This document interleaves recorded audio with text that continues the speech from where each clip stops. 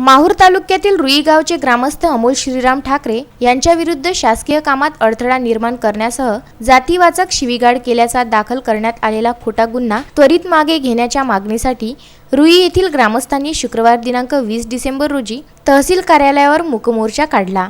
त्यात महिलांसह अबालवृद्धांनी मोठ्या प्रमाणात सहभाग घेतला। पोलिसांनी हा मोर्चा तहसील कार्यालयाच्या फाटकावर रोखला। तिथे ग्रामस्थांनी आपल्या भावना व्यक्त केल्या। घंटामुक्ती अध्यक्ष रुई या गुन्ह्यामध्ये खरोखरच कोणता अपराध नसताना मी त्याला माझ्या वतीने खूप समजवण्याचा प्रयत्न केला।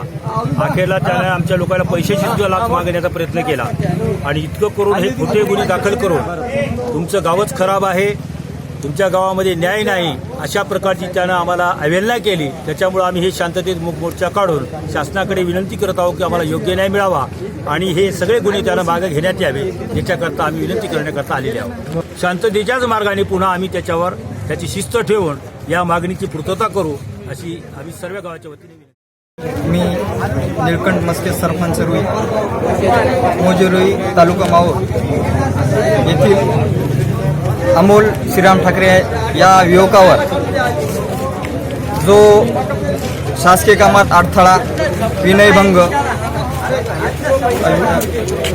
अट्रॉसिटी हा गुन्हा दाखल करण्यात आलेला अंगणवाडी सेविकेतर्फे ते सर्व खोटे आहेत। या निषेधार्थ आम्ही गावकऱ्याच्या वतीनं आज तहसील कार्यालयावर मूकमोर्चा आणला होता। शांततेच्या मार्गाने तो संपन्न झाला आणि साहेबांना आम्ही विनंती केली की तो गुन्हा जे खोटा गुन्हा आहे हा खोटा गुन्हा त्वरित आपल्या आदेशाने रद्द करावा, अन्यथा त्या युवकावर जर गुन्हा दाखल झाला तर रितसर लोकशाही मार्गाने पुढील कारवाई आम्ही लोकशाही मार्गाने साखळी उपोषणाद्वारे करणार आहोत।